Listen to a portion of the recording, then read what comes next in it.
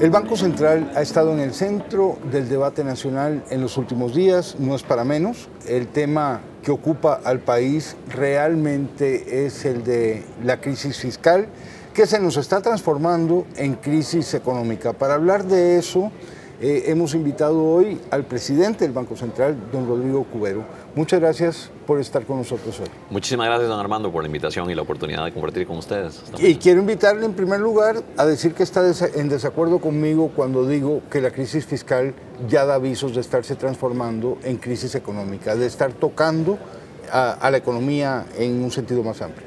Sí, quería diferir respetuosamente de esa apreciación, don Armando, porque creo que todavía no hemos llegado a un punto donde podamos hablar de una crisis fiscal.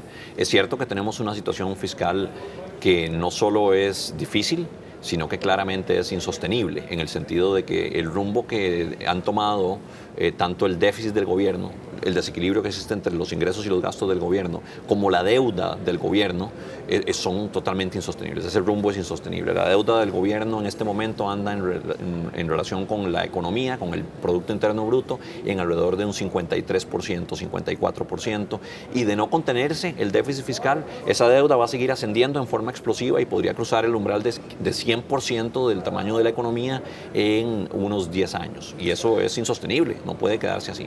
Voy a replegarme hasta donde usted me invita a hacerlo. No crisis, una grave dificultad fiscal que sí se está trasladando ya, se está repercutiendo en la economía como un todo. ¿Ahí estaríamos de acuerdo? Ahí estamos plenamente de acuerdo. No hay ninguna duda de que tenemos una situación fiscal muy difícil y que ya se está manifestando a través de una serie de indicadores que está impactando al resto de la economía nacional.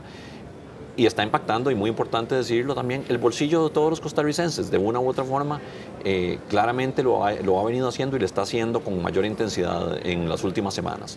En primer lugar, la situación fiscal ha generado incertidumbre, ha generado temor. Ese temor y esa incertidumbre por parte tanto de agentes económicos en el país, de los hogares, de las empresas, de los ahorrantes, de los inversionistas, como también de los agentes económicos en el exterior, inversionistas sobre todo en el exterior, esa incertidumbre ha motivado una caída en la inversión y en el consumo. Hemos visto, y eso se lo repiten a uno los empresarios y también muchas personas, que el consumo se está enfriando y que las empresas no están invirtiendo como consecuencia de esa incertidumbre. Y eso hace que el ritmo de actividad económica se haya venido desacelerando. Muchos indicadores confirman esto. Por ejemplo, las importaciones, sobre todo las importaciones de bienes de consumo duradero, como los vehículos, se han venido enfriando muy rápidamente. El crédito al sector privado se ha venido enfriando. El sector privado no está pidiendo prestado. Muchas empresas no están pidiendo prestado porque no están invirtiendo. La recaudación tributaria, muy desafortunadamente para el gobierno, también se está enfriando, y eso refleja que la actividad económica está lenta. Entonces todo eso nos sugiere que la economía está lenta. Una forma número uno y muy importante en que esta situación fiscal ya impacta a todos los costarricenses es justamente el menor ritmo de crecimiento económico, porque eso también implica un menor ritmo de generación de empleo, menores contrataciones por parte de las empresas de trabajadores, y eso también en última instancia redunda en una peor situación para todos los hogares de Costa Rica, y sobre todo lo hemos reflejado en un aumento en la pobreza que desafortunadamente se dio también. En la última medición de la pobreza vimos que en este año la pobreza subió del 20% al 21%, y esto tiene que ver fundamentalmente con la situación en el mercado laboral, y el mercado laboral está débil porque la economía está lenta. Número dos, la presión que ejerce el gobierno en los mercados de financiamiento como consecuencia de las enormes necesidades de financiamiento que tiene. De financiamiento es porque el gobierno, como cualquier empresa o cualquier familia... Que no es crisis, es un problema. Es un problema grande, problemón tal vez, en efecto.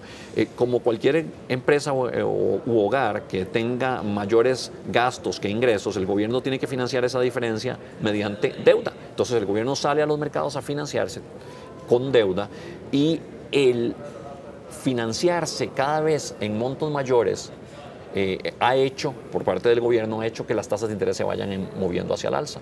Y resulta ser que en Costa Rica muchas empresas y muchos hogares están muy endeudados, y están muy endeudados con tasa variable, y con esa tasa variable moviéndose al alza, pues esos hogares y esas empresas están viendo subirse la cuota de servicio de la deuda día con día, mes con mes. Entonces ahí también nos está afectando la situación fiscal. Y por supuesto que también esa situación fiscal, la gravedad de la situación de las finanzas públicas y su insostenibilidad y la incertidumbre y el temor que han generado se están manifestando también en presiones al alza en el tipo de cambio, y eso lo hemos visto ya desde hace varios meses, pero con mucha intensidad en las últimas 4 a 6 semanas, pensaría yo, y claramente en los últimos ahí días. el problema más inmediato es para los endeudados en dólares que no generan dólares. Pero, don Rodrigo, hay incluso consecuencias como muy inmediatas. Claro que el panorama que usted nos dibuja es, bueno, de cómo el desequilibrio fiscal se traslada a la economía como un todo. Hay un debilitamiento del crecimiento económico, estamos claros. Hay efectos muy concretos. Hoy en la mañana, conversando con el diputado Pedro Muñoz del Partido Unidad Social Cristiana, le mencionaba yo que, haciendo rápidamente el cálculo, en 2 meses, por efecto de la devaluación, la pensión mínima de la Caja ha pasado de valer unos $446 a valer unos 400. O sea, en términos expresado en divisa, el pensionado promedio de la Caja se ha llevado un golpe muy, muy fuerte. Así es. Bueno, afortunadamente la canasta de consumo de un costarricense promedio no está 100% en dólares, como ese ejemplo sugeriría. Hay una parte importante de lo que nosotros consumimos que no solo no es importado, sino que sus precios están enteramente denominados en dólares. Pero aún así es innegable que el aumento en el tipo de cambio eventualmente tiene un impacto sobre el nivel de precios, directamente de los bienes que importamos e indirectamente a través de, por ejemplo, los precios del petróleo, que se manifiestan en otro montón de precios, en los precios de los bienes y servicios, incluso producidos domésticamente. Entonces, es cierto que una parte, tal vez no el 100% de ese aumento en el tipo de cambio se va a ver manifestado en la inflación. Nosotros estimamos que eso, que en economía se llama el efecto traspaso, que es cuánto de un aumento en el tipo de cambio se manifiesta en la inflación, anda en alrededor de un 20%. Es decir, que por cada 1% de aumento en el tipo de cambio, un 0.20% se refleja en mayor inflación. Y si tenemos digamos, en este momento ya acumulado un cambio en el tipo de cambio, valga la redundancia, una variación en el tipo de cambio en lo que va del año de alrededor de 8%, pues eso se reflejaría en un impacto sobre la inflación que podría andar entre el 1,5% y el 2%. Estoy plenamente consciente de que en los niveles más bajos de ingresos el impacto directo por el tipo de cambio es menor, pero sí hay sectores de la población, de la clase media, añadiría yo de la verdadera clase media, que tiene patrones de consumo que están más ligados a la divisa. Eso es cierto. Y ahí el impacto es mucho mayor. Es mayor y también es cierto, como usted mencionaba antes, que hay una parte importante de nuestros hogares que se han endeudado en dólares y son no generadores de dólares. Esto quiere decir que sus ingresos están fundamental o totalmente expresados en colones, pero tienen deudas en dólares, y para esas personas también el aumento en el tipo de cambio impacta la cuota de deuda, básicamente de repago de la deuda que tienen que pagarle a los bancos mes a mes, porque evidentemente cuando se está denominada en dólares su deuda, al aumentar el tipo de cambio se hace más caro el servicio de la deuda. Y para ellos también reflejará esto una pérdida de poder adquisitivo, porque una parte de su salario ya no lo van a poder dedicar al consumo de bienes y servicios, sino que lo van a tener, una parte mayor la van a tener que dedicar al pago de sus deudas en dólares. Comprendo, don Rodrigo, la política de flexibilidad cambiaria y comprendo la necesidad de aplicarla. El tipo de cambio sube, baja, ha estado oscilando, pero parece haber una tendencia al alza, y cuando uno se pone a ver los factores que influyen en el aumento del tipo de cambio, se da cuenta de que todos están alineados en una dirección. Bueno, ahí en efecto, yo, para hacerlo breve, agruparía las fuerzas o los factores que mueven al tipo de cambio en 2 grupos. Uno es el de los factores externos, otro es el de los factores domésticos. En el frente externo tenemos fundamentalmente el aumento en las tasas de interés de los Estados Unidos, que ha generado presión al alza no solo en nuestras monedas, no es solo en nuestra moneda, en el colón costarricense, sino en las monedas de los mercados emergentes en general. Es decir, los países en desarrollo que han decidido tener monedas independientes y regímenes cambiarios de flotación, como el nuestro. En todos esos países, dígase Chile, dígase Colombia, México, Perú, y los países asiáticos también, se han visto presiones a la depreciación. Chile, por ejemplo, en lo que va del año, ya ha visto su moneda depreciarse casi 14%. En Colombia se ha depreciado como un 8%. En Costa Rica llevamos en lo que lleva este año, 2018, la moneda se ha depreciado alrededor de casi 9%. Entonces, una parte de los movimientos que hemos visto en las monedas son determinados por este aumento en las tasas de interés de los Estados Unidos. ¿Por qué importa la tasa de interés de los Estados Unidos? Porque al aumentar la tasa de interés en ese país, los flujos de capital, los capitales, tienden a fluir hacia los Estados Unidos. Se vuelve más atractivo invertir en Estados Unidos porque en ese país las tasas de interés ya están más altas. Entonces, el flujo de capitales hacia los Estados Unidos implica una salida de capitales de los países emergentes, de los mercados emergentes como Costa Rica, y eso le pone una presión al alza al tipo de cambio. Factor número 2 del grupo de factores externos es el aumento en el precio del petróleo, que para economías importadoras de petróleo como la nuestra implica también que se necesiten más divisas para poderle hacer frente a lo que nosotros llamamos la factura petrolera. Y después están los factores domésticos. Ahí hay uno que es lo que nosotros llamamos la estacionalidad del mercado cambiario, que es simplemente la constatación de que existe una cierta regularidad en el comportamiento del mercado cambiario, donde en los meses que van de diciembre a marzo casi siempre hay una mayor afluencia de divisas, explicada por el hecho de que tenemos la cosecha de algunos productos importantes de exportación como el café, la caña de azúcar y el melón. Y además tenemos más afluencia de turismo en esos meses, afortunadamente, que son los de estación seca en Costa Rica y clima bellísimo. Clima bello en Costa Rica y todo el año, pero ciertamente en esos meses tenemos unas tardes hermosísimas y bueno, a la gente le gusta venir en esos meses lindos del verano en Costa Rica, que coincide además con el invierno del hemisferio norte en Estados Unidos y Europa, y entonces se nos aumenta considerablemente el turismo y con ello la afluencia de dólares en esos meses. Mientras que en otros meses, y en particular los que van de julio a mediados de noviembre más o menos, vemos una relativa sequía de divisas. Entonces ese es un factor que también está ahí. Y finalmente, yo diría el factor más importante de todos estos que he mencionado es el factor fiscal. El factor fiscal que, como decíamos antes, está generando, por virtud de ese desequilibrio enorme entre los gastos y los ingresos del gobierno, una situación de incertidumbre y de temor que se está reflejando en una dolarización del ahorro de los costarricenses y, por lo tanto, en una presión al alza también en el tipo de cambio. Eso lo estamos viendo ahora. Cierto es, don Armando, que tenemos un tipo de cambio, un régimen cambiario que se introduce en enero del 2015 que se llama flotación administrada, donde el tipo de cambio fundamentalmente lo determinan las fuerzas del mercado, la oferta y la demanda de dólares en el país, pero también hay una parte que se llama administrada de esa flotación. El régimen se llama flotación administrada porque, si bien es cierto, flota el tipo de cambio según lo determinan las fuerzas del mercado, también el Banco Central administra el tipo de cambio de alguna forma para suavizar los movimientos en el tipo de cambio. Y eso lo ha venido haciendo el Banco Central. Ese es un punto muy importante en el que quiero profundizar con usted. Pero antes hay un factor que no mencionó, interno también, don Rodrigo, y es la búsqueda de divisas por parte de Hacienda para darle servicio a la deuda.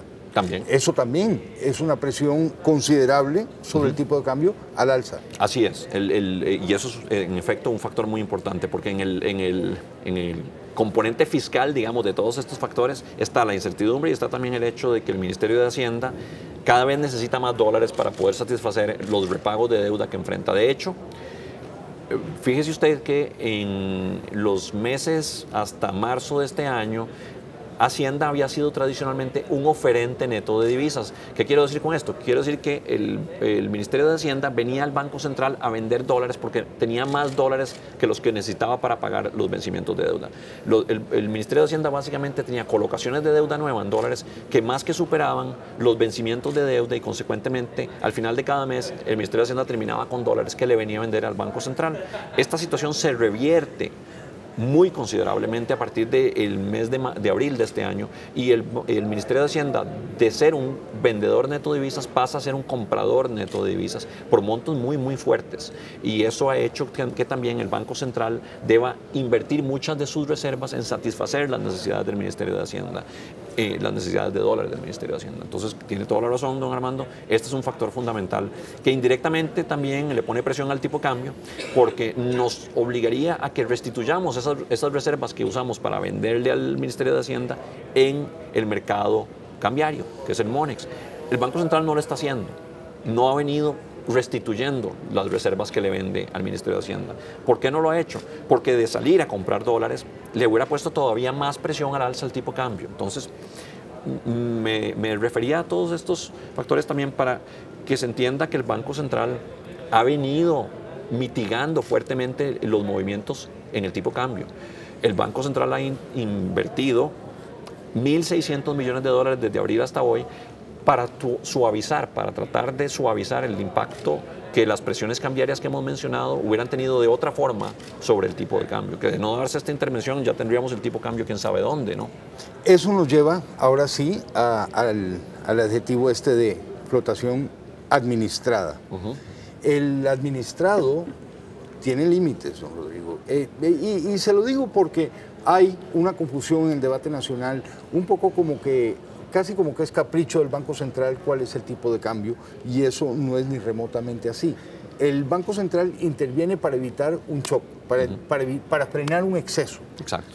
Digámoslo así. Pero el Banco Central no puede nadar contra una corriente que se manifieste ya con fuerza hacia el alza.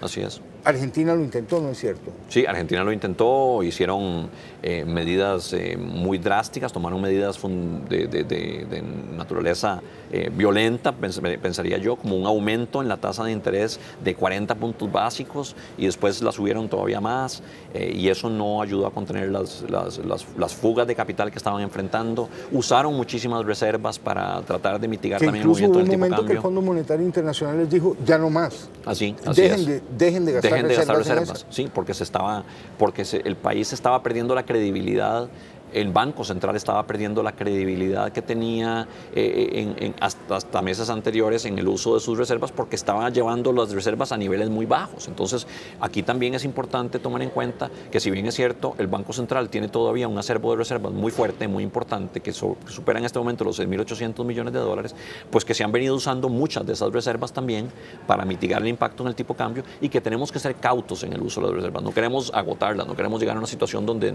como Argentina nos enfrentemos a una pérdida de credibilidad en la capacidad del Banco Central de mitigar los impactos en el tipo de cambio, que tengan las fuerzas que, como hemos venido comentando, en este momento se mueven en una presión hacia el alza. Importa también decir que así como el tipo de cambio en un régimen de flotación se puede mover hacia arriba, se puede mover hacia abajo y que esos factores también se pueden revertir, y un factor que cambia, las fuerzas que afectan el mercado en un momento determinado son muchas. Hemos hablado de algunos factores que han aumentado las presiones al alza, pero en todo momento hay factores que tienen que ver con los precios de las exportaciones, de las importaciones, y en el campo de las exportaciones claramente Costa Rica sigue teniendo un sector muy dinámico, pero esas cosas se mueven en forma relativamente lenta. Exportaciones e importaciones no cambian mucho. Lo que sí cambian son los flujos de capital muy rápidamente, y ahí podríamos ver, por ejemplo, una reversión en las presiones del tipo de cambio hacia el alza y una reversión en que se dé más bien presión hacia la baja si, por ejemplo, tuviéramos flujos de capital hacia el gobierno. ¿Qué quiero decir con esto? Bueno, por ejemplo, si el gobierno hace captaciones de dólares en los mercados y trae dólares al mercado, pues eso presionaría a la baja el tipo de cambio. Eso podría darse en la siguiente semana. Sería un factor que revierte los otros que hemos comentado. Usted seguramente ha escuchado el chiste de los náufragos en una isla desierta que solo tienen una lata de atún y no encuentran cómo abrirla sin desperdiciar sus contenidos, y entre ellos hay un economista y el economista dice, supongamos, un abridor de latas. Usted acaba de suponer la posibilidad de un flujo de... Pero, don Rodrigo, la inversión extranjera directa cayó un 28% en el último año. Sí, bueno, eso es una manifestación más de que hay cierto... Bueno, hay dos elementos en esto, don Armando, ¿cierto? Se disminuyen los flujos de inversión. Hay un efecto base, como se le llama en economía, que tiene que ver con que el año pasado se dio una inversión fuerte en proyectos específicos y eso subió, digamos, la inversión extranjera directa por encima de lo que ha sido el promedio de los últimos años. Y bueno, este año ya se normalizaría un poco. Solo por eso ya veríamos normalmente una caída en la inversión extranjera directa. Pero también es innegable que la incertidumbre que se percibe hoy en día en el ambiente nacional podría haber afectado en el margen algunas decisiones de inversión extranjera, como ha afectado también decisiones de inversión doméstica. Entonces, no sería descartable que en efecto la incertidumbre que sobre todo la situación fiscal ha generado hubiera tenido un impacto en el margen sobre la inversión extranjera directa. Pero no es simplemente esto que digo un mero supuesto de un abridor de latas que no existe. La realidad de financiamiento del gobierno es que el gobierno también coloca títulos en dólares y como se ha discutido abiertamente en el mercado financiero en las últimas semanas, el gobierno también ha venido negociando contratos de colocación, ha venido y está pensando también hacer subastas de títulos en dólares. Ya anunció ayer subastas de títulos en dólares para este lunes que viene y no es descartable que ingresen dólares en esos mecanismos de contratos de colocación y de subasta que está haciendo el Ministerio de Hacienda y que eso le dé un mayor acopio de dólares que reduzca la presión sobre el tipo de cambio en las semanas que vienen. Crucemos los dedos para que las tasas de interés de esa subasta no nos asusten, como quedó asustada la ministra de Hacienda la última vez que trató de colocar bonos. Y que habló de tasas obscenas, doña Rocío. En efecto, el movimiento inevitable de las tasas de interés hacia arriba, eso sí es claro, porque las necesidades de financiamiento del Ministerio de Hacienda son muy fuertes. ¿Cuánto suban? Pues habrá que verlo, eso lo determinará el mercado. Y además el Banco Central está tratando de mantener nuestro atractivo para el inversionista extranjero, con lo cual también hay una presión hacia la alza. En este caso, en efecto, el Banco Central el día miércoles de esta semana reconoce la necesidad de ajustar las tasas de interés al alza porque en efecto como consecuencia del aumento de tasas de interés en los Estados Unidos que mencionábamos antes y también del aumento de las expectativas cambiarias, el premio por invertir en colones, como se le llama, o la prima por ahorrar en colones, se ha venido disminuyendo y entonces para restituir ese incentivo para ahorrar en colones el Banco Central aumenta sus tasas de interés el día miércoles y lo hace en una forma tal que es mayor para los títulos o para los instrumentos de inversión a más largo plazo. Entonces, el instrumento de inversión de más largo plazo que tiene el Banco Central es un certificado de depósito electrónico a plazo o un instrumento de depósito electrónico a plazo, no un certificado, perdón, un instrumento de depósito electrónico a plazo que tiene 1.800 días de plazo, son como casi 5 años de plazo. A ese instrumento se le sube la tasa de interés en 170 puntos básicos, que quiere decir 1.70%. Un aumento importante, ciertamente mucho más importante que el aumento que le dimos a la tasa de política monetaria, que fue de 0.25%, porque la idea es estimular el ahorro en colones a mayores plazos. Y eso también por sí mismo ayudaría a mitigar las presiones que hemos visto en el tipo de cambio. ¿Por qué? Porque debería reducir en el margen también el incentivo para dolarizar el ahorro. Lo que queremos es también generar incentivos para que la gente mantenga sus ahorros en colones.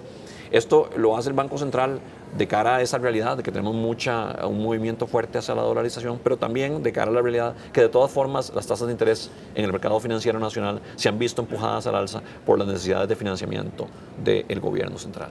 Hay un factor que puede cambiar las condiciones del juego, que es el plan fiscal. Totalmente. Los puede cambiar para bien o para mal, dependiendo de si se aprueba o no se aprueba. Así es. ¿Está usted de acuerdo con esa afirmación? Totalmente de acuerdo, totalmente de acuerdo. En este momento, una buena parte de la incertidumbre que existe es sobre si se va a dar la aprobación o no aprobación del plan fiscal, porque el plan fiscal vendría a cambiar muy importantemente la sostenibilidad de las finanzas públicas. Dicho de otra forma, si en este momento tenemos una trayectoria que, como decíamos antes, es insostenible, tanto en el déficit como en la deuda del gobierno central, de darse la aprobación del plan fiscal, esta situación se revertiría y la deuda del gobierno alcanzaría un techo en el año 2023 y empezaría a caer a partir del año siguiente. Eso le da una perspectiva muy distinta a la ruta de las finanzas públicas. Eso implica que el gobierno puede salir y decir, yo tengo ya un plan aprobado por la Asamblea Legislativa y en fase de ejecución que me permite llegar a un momento donde la deuda pública, la acumulación de deuda, toca techo y empieza a bajar. Y tener esa herramienta, esa posibilidad de decir eso a la hora de salir a contraer deuda en los mercados, tanto domésticos como internacionales, y contraer deuda con organismos multilaterales, sería una carta de presentación fundamental para que el gobierno pueda contraer deuda a menor costo y para poder contraer deuda a cualquier costo, de hecho. Ahora, lo que usted nos está diciendo es que con todo y la aprobación del plan fiscal, usted esperaría que la deuda crezca en el curso de los próximos 5 años. Así es, nuestras proyecciones sugieren que la deuda seguiría creciendo y tocaría techo en alrededor de un 65% del PIB, que es una deuda alta, pero que a partir de ese momento empezaría a caer y llegaría gradualmente, muy gradualmente, de vuelta al nivel de un 50% más o menos. ¿Por qué el crecimiento en los próximos años? No creo que el gobierno se esté planteando una enorme inversión en infraestructura, por ejemplo. No, es porque simplemente el servicio de la deuda que ya tenemos, los gastos en intereses que tiene que hacer el gobierno año con año como consecuencia de la deuda grande que tiene ya, se consume una buena parte de los ingresos nuevos y la contención, el esfuerzo de contención del gasto que nos daría el plan fiscal. También es porque parte de los nuevos ingresos que nos contribuiría el plan fiscal como consecuencia de la transformación del impuesto de ventas en un impuesto al valor agregado y como consecuencia del aumento en algunas tasas del impuesto sobre la renta, solo llegarían al cabo de un tiempo, no llegarían mañana. De hecho, esas medidas se implementan, dice la ley, tomarían vigencia a partir de 6 meses después de entrada en efecto la ley, en vigencia la ley, de manera que, digamos, de aprobarse el plan fiscal, como esperamos se pueda aprobar, ojalá a inicios de diciembre, estos nuevos impuestos entrarían en vigencia a mediados del año que viene, pero además toma un tiempo que realmente empiecen a rendir. Entonces, los beneficios del lado tributario solo se verían en forma tangible y clara a partir del año 2020. Y por otro lado, el otro componente importante del plan fiscal, que tiene que ver con la contención del gasto, del crecimiento en el gasto público, solo se ve realmente reflejado en forma importante a partir del año 2020, 2021, porque estos esfuerzos tienen que ver con reducir considerablemente el crecimiento de los gastos. Y eso implica que los gastos van a estar creciendo a tasas mucho menores que la economía como un todo. Dicho de otra forma, el gasto como proporción de la economía, el gasto público como proporción de la economía va a empezar a caer y a caer, pero esto solo se manifiesta claramente a partir del año 2021, por ahí. Entonces, de aquí a allá, el gobierno tiene necesidad, va a tener, aún con la aprobación del plan fiscal, necesidades de financiamiento fuertes. Pero una cosa es salir a financiar esas necesidades con una trayectoria clara de sostenibilidad de las finanzas públicas que con una incertidumbre total. Digámoslo en términos metafóricos. Una cosa es ir montado en un tren donde vamos directo a un despeñadero y otra cosa es ir montado en un tren que va a ir a una estación, un puerto feliz, a un lugar, a una ciudad muy, muy agradable, a la que vamos a llegar solo en 3 o 4 años, es decir, nos va a tomar un tiempo, no vamos a llegar mañana, pero sabemos que vamos en esa dirección, que vamos hacia ese destino. Siguiendo con el tema de aún con el plan fiscal, cada vez se dice con más énfasis e insistencia que aún con el plan fiscal el año entrante va a ser un año difícil.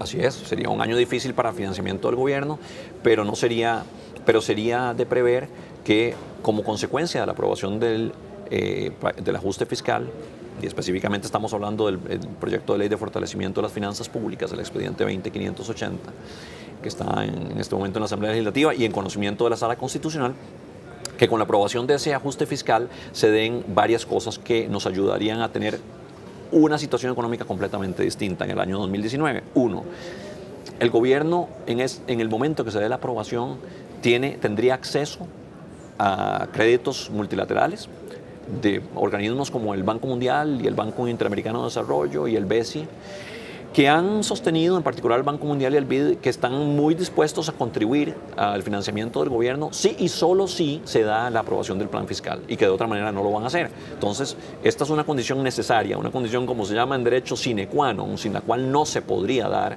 el financiamiento multilateral de los organismos multilaterales, que es un financiamiento mucho más barato a plazos más largos, es decir, en condiciones mucho más favorables, menores tasas, plazos mayores y que consecuentemente le darían un respiro financiero al gobierno. En segundo lugar, el gobierno también podría ir a colocar deuda en los mercados externos a costos mucho menores de darse la aprobación del plan fiscal.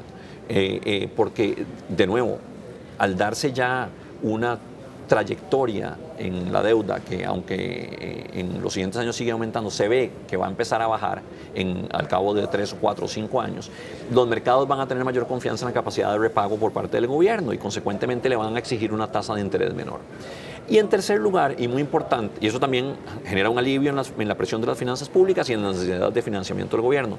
Esas dos cosas juntas implican que el gobierno va a tener que financiarse menos en el mercado doméstico. Eso va a bajar las tasas de interés en el mercado doméstico. El tercer factor es que bajarían las tasas de interés en el mercado doméstico y consecuentemente se daría un alivio al consumo y a la inversión. Y en cuarto lugar, y muy importante, mencionar también, en el momento que se dé la aprobación del plan fiscal, mejoran las expectativas, se disipa esta incertidumbre de la que venimos hablando. Y no es que el día siguiente estemos en jauja, no es que el día siguiente nos convirtamos en Suecia, pero lo que quiero decir con esto es que se aprueba el plan fiscal y se disipa una buena parte de los motivos por los que hemos sufrido un aumento importante en las tasas de interés y una presión al alza en el tipo de cambio. Nos despejaría esos nublados del día que han venido empañando de alguna forma el desempeño de la economía costarricense y también permitirían justamente una reactivación del consumo, de la inversión y del ritmo de crecimiento económico, con un impacto importante sobre el empleo y eventualmente también sobre la condición, el bienestar de todos los hogares costarricenses. Por último, hay que señalar siempre en el tema de aún con el plan fiscal, que aún con el plan fiscal el país tiene una tarea importante de reforma por delante. Así es, don Armando. No se debería acabar el esfuerzo de ajuste con la aprobación de este plan fiscal. La señora ministra ya ha hablado de la necesidad de una ley de empleo público y se va a trabajar en eso también y se está trabajando ya de hecho en una ley de empleo público. Habría también que repensar la estructura del Estado y hay una comisión de notables pensando también en la forma en que se organiza el Estado, reestructuración de empresas, los procedimientos, los trámites y más allá de eso, importantísimo también es meternos ya de lleno en la agenda de reactivación económica, como se la llama. Yo le digo la agenda Camacho, porque doña Edna Camacho, señora ministra, estuvo a cargo de juntar una serie de ideas y de proyectos y de iniciativas para reactivar la economía nacional y no es que no se haya venido trabajando en esa agenda, se está trabajando, pero la capacidad de realmente avanzar de lleno con esa agenda va a ser mayor una vez que despejemos este enorme nublado del día que es la incertidumbre fiscal y una vez que se dé la aprobación de ese plan fiscal. Entonces es muy importante también que nos aboquemos de lleno a esa agenda de reactivación que tiene que ver con temas de mercado laboral, que tiene que ver con temas de educación y la conexión de la educación con los mercados laborales, justamente que seamos capaces como país de producir los talentos y las destrezas que están demandando nuestras empresas para que podamos generar el talento que nos permite aumentar los niveles de productividad, que tiene que ver también con temas de regulación, reducción de los trámites en Costa Rica que se han hecho muy pesados y muy tediosos para las empresas y que en última instancia, y por supuesto que tiene que ver con la infraestructura, el mejoramiento de la infraestructura, ya no solo directamente la infraestructura que tiene que ver con el gasto público en inversión en carreteras y en puertos y aeropuertos, sino también el gasto en infraestructura que se da como consecuencia de alianzas entre el sector privado y el sector público, las alianzas público-privadas, que van a ser cada vez más importantes de cara al problema fiscal que tenemos y que se van a volver también más viables una vez que disipemos esos nublados fiscales del día. Entonces, toda esa agenda de reactivación va a cobrar todavía mucho más fuerza una vez que se dé la aprobación del plan fiscal. Anda usted muy apurado estos días, me ofreció 30 minutos, me he robado alguno más, quedan muchos temas en el tintero, espero que sean objeto de un próximo diálogo. Así lo espero yo también, don Armando. Muchísimas gracias por la invitación. Gracias por haberla aceptado y muchas gracias a todos.